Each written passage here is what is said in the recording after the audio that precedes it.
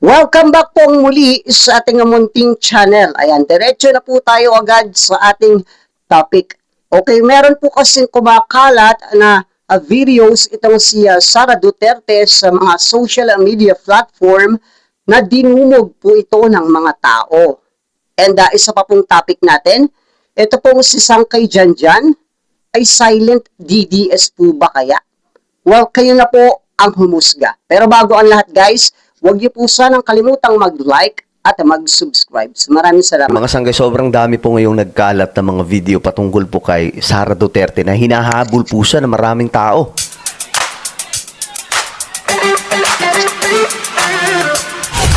Duterte, hinahabol po ng maraming mga tao, mga sangkay, sa isang kalsada. Okay? Ngayon, anong nangyari mga sangkay? Alamin po natin. Anyway, bago tayo mag-umpisa sa mga hindi pa. Okay. So, shoutout po sa lahat ng mga solid sangkay ngayon. Okay, pag-usapan po natin to mga sangkay. Kasi, ito. Tingnan po ninyo. Ito po yung video. Isa lamang po ito sa video, doon po sa London, kung saan si Sara Duterte. So sa London po ito, hindi po ito sa Pilipinas. Okay? Kinorek lang po natin. Ito po ay dinumog ng maraming tao.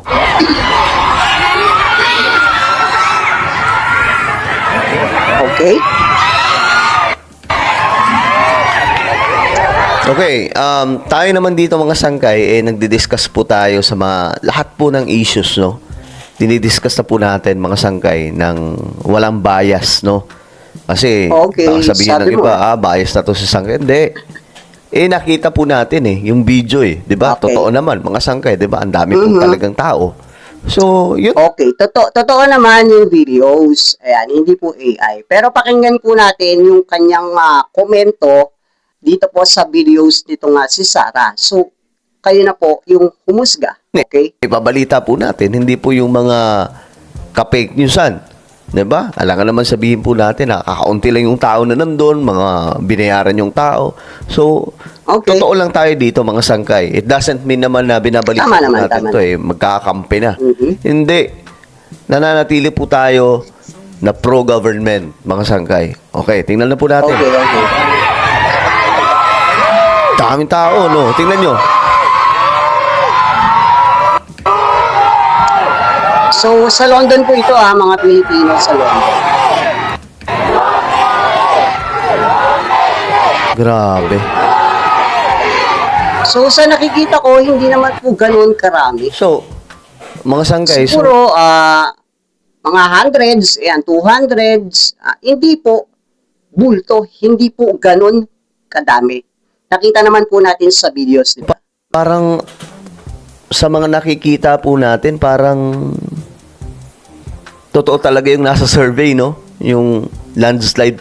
Ops! Wag mo sabihin na totoo yung nasa survey. Kahit sabihin mong parang, wag mo sabihin yun. Kasi ang survey ng False Asia ay merong bahid na bayaran daw.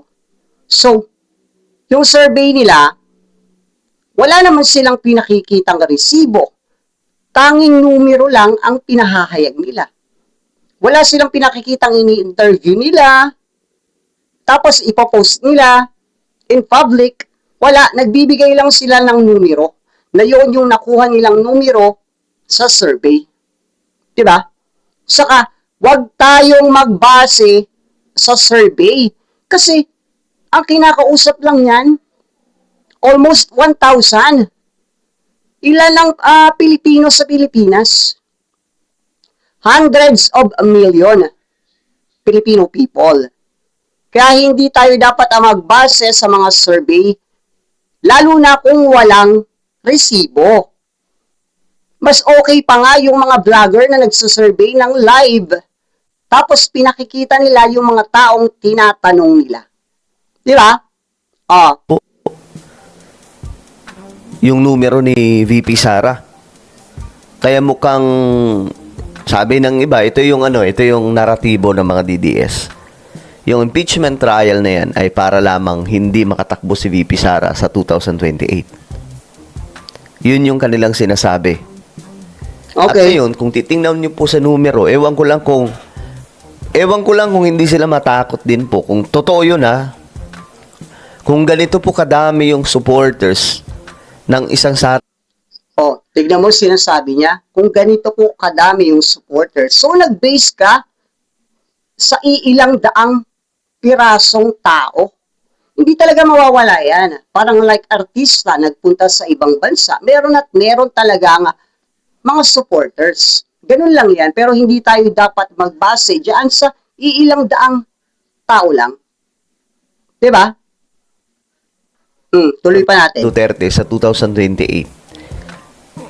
Tapos tatanggalin nila bilang vice presidente. Di ba sila matakot? Ops! Paul na yan ha. Tatanggalin nila bilang vice presidente. Ano guys sa tingin nyo? Silent DDS ba to? In my own opinion 50-50 po ito.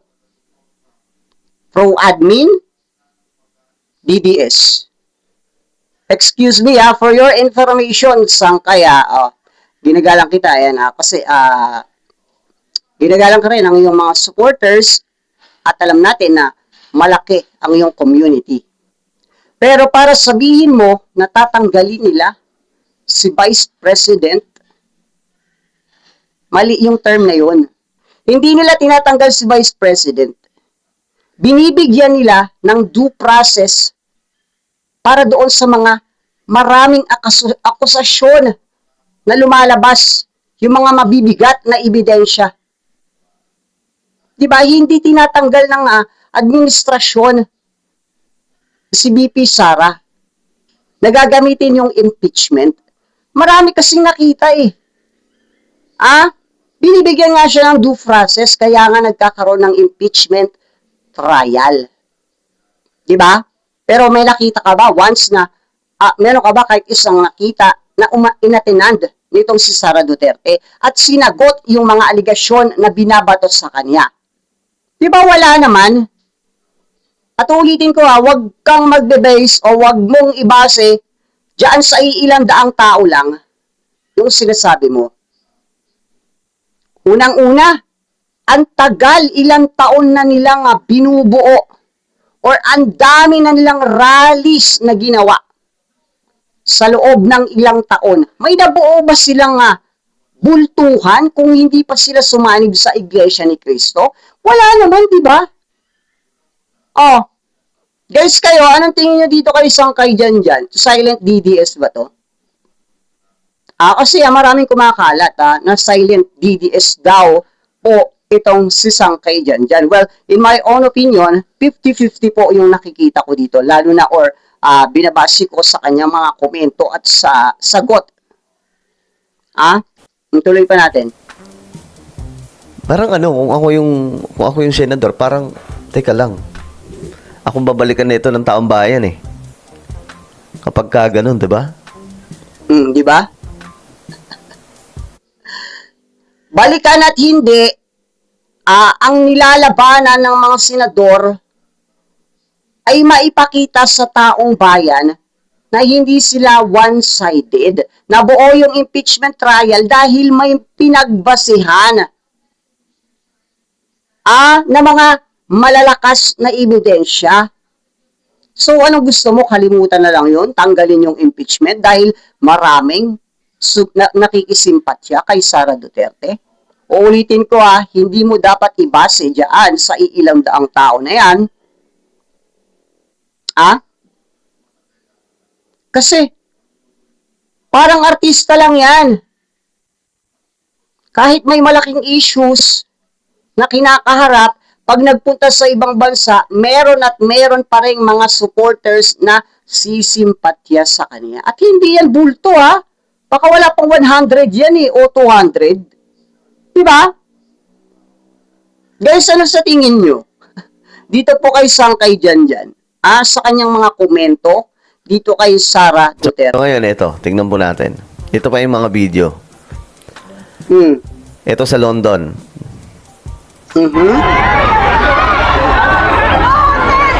Ito yung tao, mga Sangkay. Siguro yung may mga Amerikano, may mga taga London din dito, mga taga United Kingdom. Na nagtataka ba't ganito kadami yung supporters. Grabe oh! Parang barangay Grabe tanit kung lang. dumugin. Orange. Grabe, dude. Parang ganyan lang din yung kay President Marcos. Mas marami pa nga dyan eh. Diba? Saka, wait lang parang yung sympathy mo, ibinibase mo dyan sa mga tao na yan. Tignan mo nga, may ginagawa ba si Vice President? Tanungin nga kita, Sangkay. Meron ka bang nakitang ginawa ni Vice President? Grabe nga, di ba? Grabe yung mga nagva-viral na videos dyan sa magkakapatid. Habang may mga kalamidad na nangyayari sa Pilipinas, sila ay nasa ibang bansa at yung isang kapatid ay nakikita pa nga nagpa-party-party habang yung mga kanyang kababayan ay nilulubog ng mga baha. At ito pong si VP Sara ay laging nasa ibang bansa. Na kapag may isang tao kang tinanong na magbigay ka ng isang magandang nagawa ni VP Sara, wala silang maibigay. So, paano tataas yung survey ni Sara? Lalo na kung False Asia yung gumawa. Wala namang resibo, tanging bilang lang yung binigay nila. Mas maniniwala pa ako sa mga vlogger na sa survey on live na tinatanong nila yung mga tao. Sari-saring tao. Pero yung sa False Asia na wala silang maipakitang resibo, never ako maniniwala dyan. Diba? So kayo guys, ano pong masasabi niyo po dito kay Sangkay Janjan? Silent DDS po ba ito?